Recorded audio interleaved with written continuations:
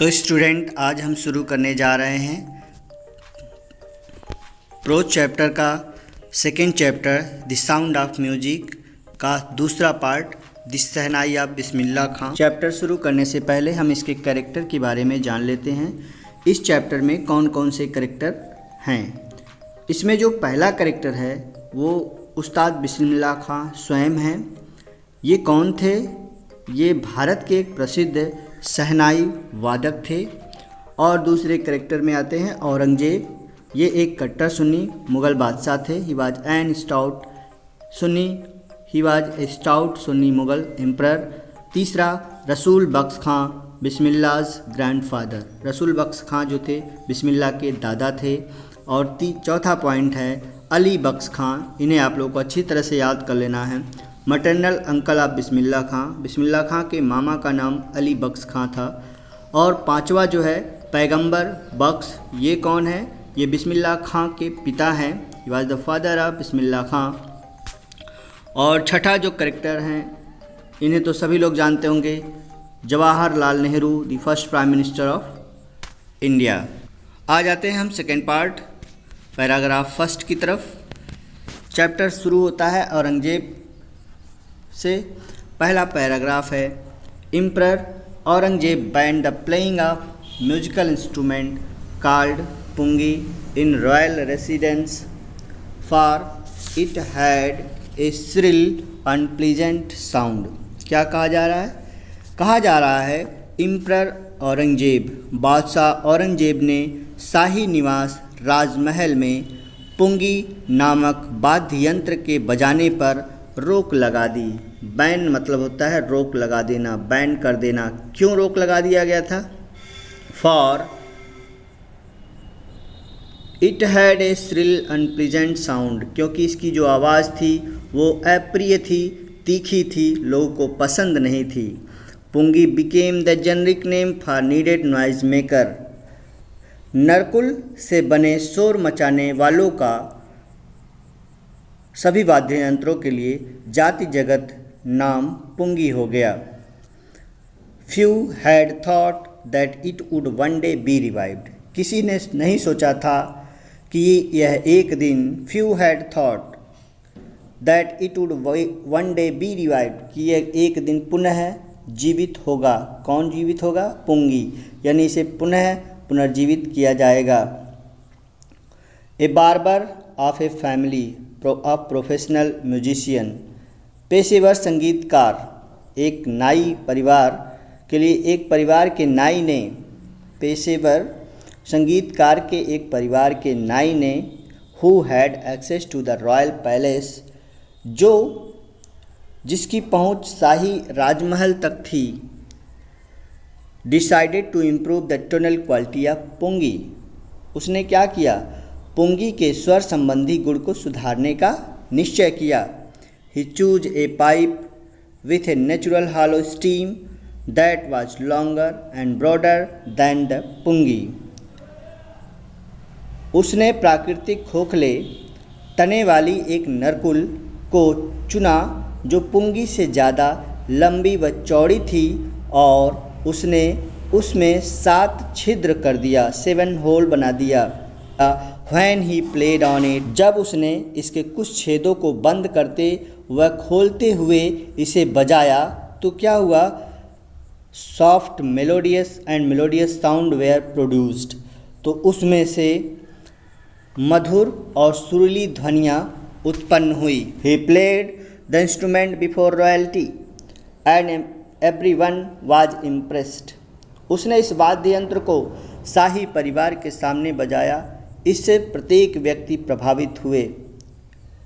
The instrument so different from the pungi, pungi से इतने भिन्न इस वाद्य यंत्र को to be given a new name, नया नाम देना था। As the story goes, as the story goes का मतलब होता है जैसा कि कहानी प्रचलित है, जैसा कि लोग मानते हैं। इसे it was since it was first played in Shah chamber, कि इसे सबसे पहले शाह के कक्ष में बजाया गया। और एंड वाज प्लेड बाई ए नाई, और यह एक नाई के द्वारा बजाया गया था। Nai means barber.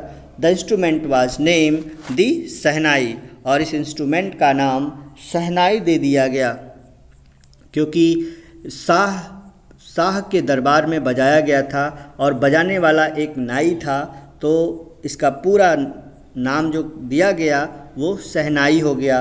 पहले पुंगी का रूप कुछ इस प्रकार था, जिसको औरंगजेब ने बैन कर दिया था क्योंकि इसकी आवाज़ बहुत कड़वी थी, तीखी, और इसको जब इम्प्रूव किया गया तो कुछ इस प्रकार बनाया गया। इसमें कुछ होल कर दिए गए, 7 होल दिया गया है, अभी हमने पढ़ाया है, और जब इसको बजाया गया तो इसकी आवाज़ काफ़ी मधुर हुई।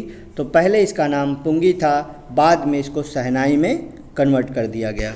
Second paragraph, the sound of the shehnai began to be considered auspicious. Shehnai की ध्वनियों को मांगलिक माना जाने लगा, यानी शुभ माना जाने लगा। ऑस्पिशियस का मतलब होता है शुभ।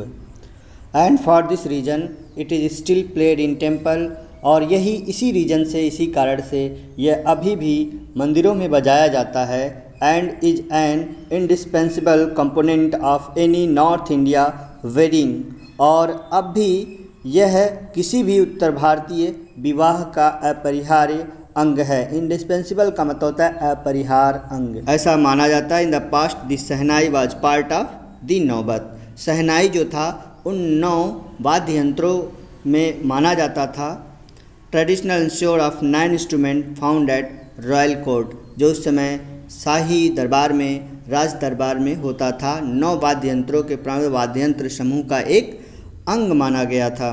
Till recently it was used only in temples, और उस समय, अभी कुछ समय पूर्व तक इसका प्रयोग केवल मंदिरों एंड वेडिंग और विवाहों में किया जाता था। The credit for bringing this instrument into the classical age goes to Ustad Bismillah खां। शास्त्रीय मंच पर इस वाद्य यंत्र को लाने का जो श्रेय था वो उस्ताद बिस्मिल्लाह खां को जाता है। तीसरा paragraph, as a 5-year-old Bismillah Khan played gilli danda near A pond. 5 वर्षीय बालक के रूप में बिस्मिल्लाह खां बिहार के near pond in the ancient state of Dumraon in Bihar. 5 वर्षीय बालक के रूप में बिस्मिल्लाह खां बिहार में डुमराव की प्राचीन रियासत में एक तालाब के निकट क्या करता था? प्लेड गिल्ली डंडा, वहाँ पर वह गिल्ली डंडा खेलता था। He would regularly go to the nearby Bihar ji temple to sing the Bhojpuri chaita at the end of which he would earn a big laddu weighing 1.2 kg, a prize given by the local maharaja. कहा जा रहा है वे नियमित रूप से he would regularly go to the nearby Bihar ji temple, वे नियमित रूप से एक निकट बिहारी जी के मंदिर में जाते थे। वहाँ क्या करते थे? भोजपुरी चैता गाने के लिए वो जाया करते थे, और जब समाप्त होता था तो उनको 1.25 किलो वजन का एक बड़ा लड्डू प्राप्त होता था। 1.2 kg लड्डू उन्हें प्राप्त होता था। दिस हैपेंड 80 years ago, यह सब 80 वर्ष पहले होता था। And the little boy has travelled far to earn the highest civilian award in India, और इस छोटे लड़के ने भारत के सर्वोच्च नागरिक पुरस्कार भारत रत्न को प्राप्त करने के लिए बहुत लंबी यात्रा की। चौथा paragraph, born on 21 March 1916। Bismillah belongs to a well known family of musician from Bihar. Bismillah Khan का जन्म 21 मार्च 1916 ईस्वी में हुआ, या यूँ कहें 21 मार्च 1916 को जन्मे बिस्मिल्लाह खां बिहार में संगीतकारों के एक प्रसिद्ध परिवार से संबंध रखते हैं। हिज ग्रैंड फादर रसूल बख्श खां, इनके बारे में हमने पहले ही बताया है। ये उनके दादाजी थे। Was the shehnai Nawaz of Bhojpuri Kings court, ये कौन थे? उनके दादाजी रसूल बख्श खां भोजपुर के राज दरबार के शहनाई वाज थे। His father Paigambar Bakhsh and other paternal ancestor they are also great shehnai players. उनके पिता पैगंबर बख्श, जिसके बारे में हमने पहले भी समझा दिया है, कैरेक्टर पे हमने बताया है। उनके पिता पैगंबर बख्श ये कौन है, और उनके अन्य पूर्वज भी महान शहनाई वादक थे। यानी उनके पिता और जो उनके पूर्वज थे वो सभी शहनाई वादक से संबंध रखते थे। The young boy took to music early in life. नन्ही सी उम्र में the young boy took to music early in life. नन्ही सी उम्र में छोटे से बच्चे ने संगीत को अपना लिया। At the age of 3 when his mother took him to his maternal uncle's house in Banaras. 3 वर्ष की उम्र में जब उनकी माँ his mother took him to his maternal uncle's, जब उनकी माँ उसे मामा के घर Banaras, took him to his maternal uncle's house in Banaras now Varanasi, जो अब वाराणसी के नाम से फेमस है। Bismillah Khan was fascinated watching his uncles practice the शहनाई। तो उस समय बिस्मिल्लाह खां अपने मामाओं को शहनाई का अभ्यास करते हुए देखकर मोहित हो गया, फैसिनेट हो गया। सोन बिस्मिल्लाह स्टार्टेड एक्कम्पनीइंग हिज अंकल, और रिजल्ट ये हुआ कि शीघ्र ही बिस्मिल्लाह खां ने अपने मामा अली बख्श के साथ बनारस के विष्णु मंदिर में जाना शुरू कर दिया। Vishnu temple of Banaras where Bakhsh was employed to play the shehnai, जहां बख्श को शहनाई बजाने के लिए नियुक्त किया गया था, एम्प्लॉयड किया गया था।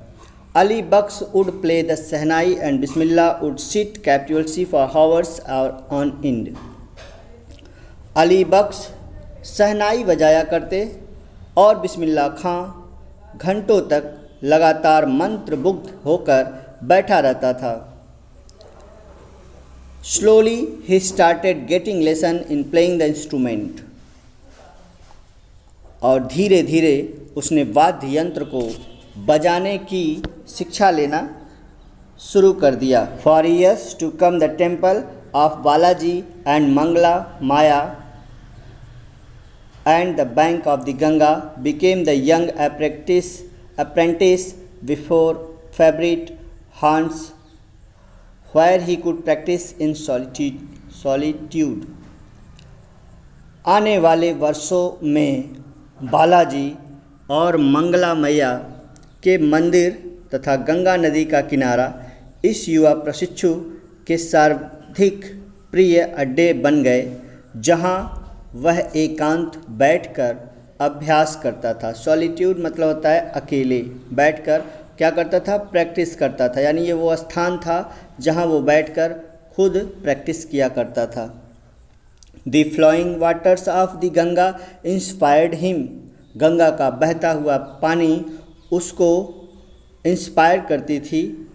To improvise and invent ragas that were earlier considered to be beyond the range of the शहनाई। क्या कहा जा रहा है, गंगा का बहता हुआ पानी उन नए रागों की तत्काल रचना करने व आविष्कार करने की प्रेरणा देता जो पहले शहनाई की सीमा से बाहर के माने जाते थे। Considered to be beyond the range of shehnai, shehnai की सीमा से बाहर माने जाते थे। वो ऐसी रागों की तत्काल रचना हो जाता था।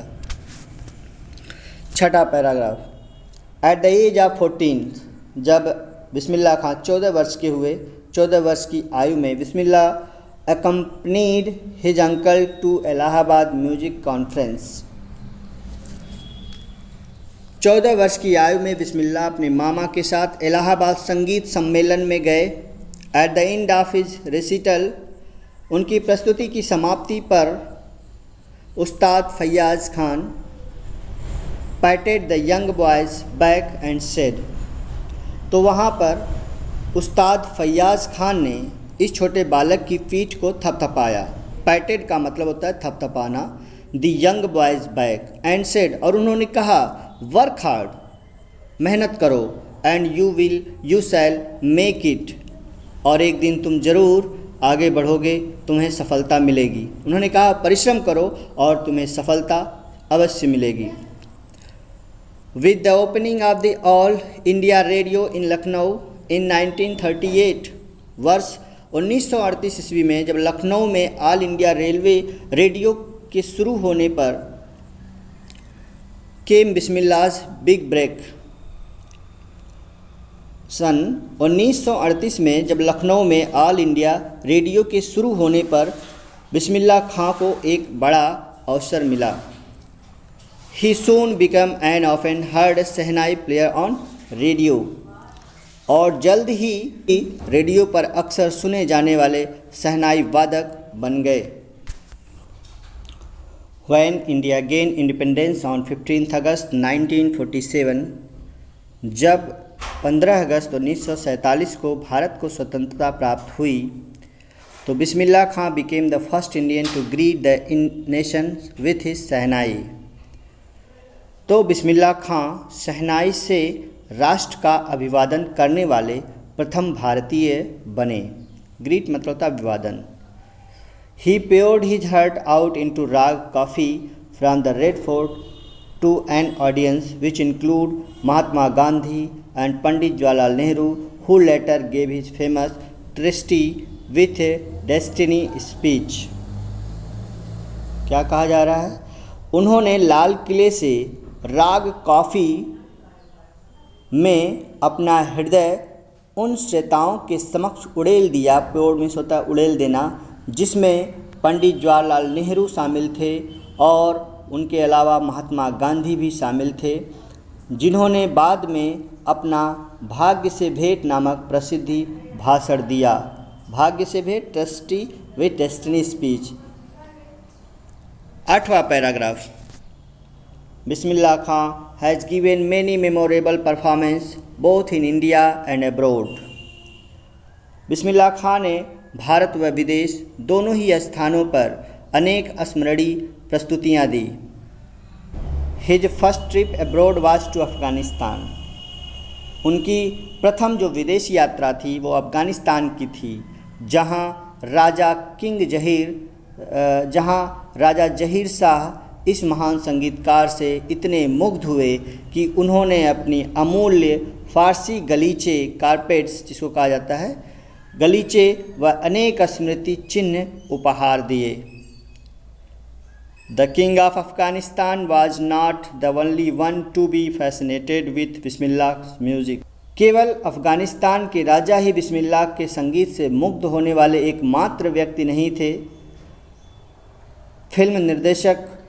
Film director Vijay Bhatt was so impressed after hearing Bismillah play at festival that he named a film after the instrument called गूंज उठी शहनाई। फिल्म निर्देशक विजय भट्ट बिस्मिल्लाह के वादन को उत्साह में सुनने के बाद इतने प्रभावित हुए कि उन्होंने एक फिल्म का नाम वाद्य यंत्र पर गूंज उठी शहनाई रख दिया। गूंज उठी शहनाई उन्होंने एक फिल्म का नाम ही रख दिया। The film was a hit, और रिजल्ट ये हुआ कि वह फिल्म पूरी हिट गई। And one of Bismillah Khan composition, और एक बिस्मिल्लाह खां की रचनाओं में से एक दिल का खिलौना हाय टूट गया, ये टाइटल है, उनके बुक का नाम है। उन्होंने एक रचना लिखी थी जिसका turn out to be nationwide चार्ट बस्टर, और ये पूरे राष्ट्र में कीर्तिमान तोड़ने वाली सिद्ध हुई, चार्ट बस्टर हो गई। Despite this huge success in the celluloid world, फिल्मी जगत में इस अपार सफलता के बावजूद बिस्मिल्लाह खां का साहसिक कार्य फिल्मी संगीत में केवल 2 फिल्मों तक ही सीमित रहा। Bismillah Khan's venture in films music were limited in 2, Vijay Bhatt's Goonj Uthi Shehnai and Vikram Srinivas Kannada venture. Vijay Bhatt की गूंज उठी शहनाई और विक्रम श्रीनिवास की कन्नड़ फिल्म थी सनदी अपन्ना। तो I just can not come to terms with the artificially and glamour of the film world. उन्होंने कहा मैं बस फिल्मी जगत की कृत्रिमता तथा मोहकता से समझौता नहीं कर सकता। ही सेज विद एम्फेसिस, वे जोर देकर कहते हैं। Award and recognition came thick and fast. पुरस्कार और सम्मान बहुत अधिक संख्या में तेजी से प्राप्त हुए। बिस्मिल्लाह खां became the first Indian to be invited to perform at the prestigious Lincoln Center Hall in the United States of America। और बिस्मिल्लाह खां पहले भारतीय बने जिन्हें संयुक्त राज्य अमेरिका के प्रतिष्ठित लिंकन सेंटर हॉल में प्रस्तुति देने के लिए आमंत्रित किया गया। He also took part in the World Expositions in Montreal। इसके अलावा उन्होंने मॉन्ट्रियल में विश्व प्रदर्शनी, कांस्य कला उत्सव व ओसाका व्यापार मेला में भी भाग लिया। Took part in art festival and the Osaka trade fair. So well known did he become internationally. और वे अंतर्राष्ट्रीय रूप से इतने प्रसिद्ध हो गए कि that an auditorium in Tehran was named after him. और वे इतने फेमस हो गए कि तेहरान में एक सभा भवन का नाम ही उनके नाम पर ताहर मैस्की बिस्मिल्लाह खां रख दिया गया। ताहर मास्की उस्ताद बिस्मिल्लाह खां रखा गया। 10वां paragraph. National award like the Padmashri, the Padma Bhushan and the Padma Vibhushan were conferred on him.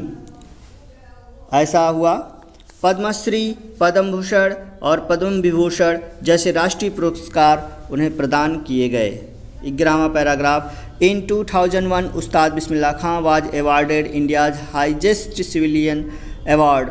और वर्ष 2001 में बिस्मिल्लाह खां को भारत का सर्वोच्च नागरिक भारत रत्न प्रदान किया गया।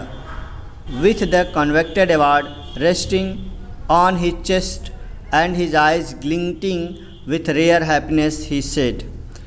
किसी के लिए लालसा के योग्य इस पुरस्कार को उसने वक्षस्थल पर रखे हुए और असाधारण प्रसन्नता से अपनी आंखों को भरते हुए उन्होंने कहा, क्या कहा? All I would like to say is, जो कुछ मैं कहना चाहता हूँ वह यह है, टीच योर चिल्ड्रन म्यूजिक। उन्होंने कहा कि अपने बच्चों को संगीत सिखाइए। This is Hindustan richest tradition. और यह हिंदुस्तान की समृद्धतम परंपरा है। Even the west is now coming to learn our music. यहाँ तक कि पश्चिम भी हमारा संगीत सीखने आ रहा है। 12वां पैराग्राफ है। In spite of having travelled all over the world, Khan साहब, as he is fondly called, is exceedingly fond of Banaras and Dumrao, and they remain for him the most wonderful towns of the world। कहा जा रहा है सारे संसार में यात्रा कर चुकने के बावजूद, इन स्पाइट ऑफ का मतलब के बावजूद, having travelled all over the world यानी पूरे विश्व में, पूरे संसार में यात्रा करने के बावजूद, Khan Sahab as he is fondly called, जैसा कि उन्हें प्यार से कहा जाता था। फॉन्डली का मतलब होता है प्यार से कहना। तो खान साहब, लोग उनको खान साहब के नाम से वो जानने लगे, लोग उनको खान साहब प्यार से बुलाने लगे। Is extremely fond of Banaras and Dumraon. Banaras व डुमराव से अत्यधिक लगाव रखते थे और उनके लिए संसार के सर्वाधिक अद्भुत नगर रहे हैं। They remain for him the most wonderful towns of the world। Next है, a student of his once wanted him to head a shehnai school in the USA। उनका शिष्य एक बार उनसे चाहता था कि वे USA में एक शहनाई स्कूल के प्रधान बने। And the student promised to recreate the atmosphere of Banaras by replicating the temple there। और उन छात्रों ने ये वादा किया कि वह वहाँ बनारस के मंदिरों की हूबहू प्रतिक्रिया बनाकर बनारस का वातावरण बना देगा। But Khan Sahab ask him if he would be able to transport river Ganga as well. किंतु खान साहब ने उनसे पूछा कि क्या वह गंगा नदी को भी लाने में समर्थ होगा। ट्रांसपोर्ट मतलब लाना। Later he is remember to have said, बाद में उसे याद किया जाता है कि उन्होंने कहा था, यही कारण है that is why when ever I am in foreign country, कि जब मैं विदेश में होता हूँ तो आई कीप ईयर्निंग टू सी हिंदुस्तान, तो हिंदुस्तान को देखने की लालसा मुझ में बनी रहती है जब मैं मुंबई में होता हूँ। While in Mumbai I think of only Banaras and the holy Ganga, and while in Banaras I miss the unique matha of Dumraon. जब मैं मुंबई में होता हूँ, while in Mumbai I think मैं सोचता हूँ, मैं केवल बनारस और पवित्र गंगा के बारे में सोचता हूँ, और जब बनारस में होता हूँ तो मैं डुमराव के अनोखे मट्ठे का आभास महसूस करता हूँ। 13वां पैराग्राफ, आखिरी पैराग्राफ है। Ustad Bismillah Khan's life is a perfect example of the rich culture heritage of India on that effortlessly accept that a devout Muslim like him can every natural play the Sahnai every morning at the Kashi Vishwanath temple.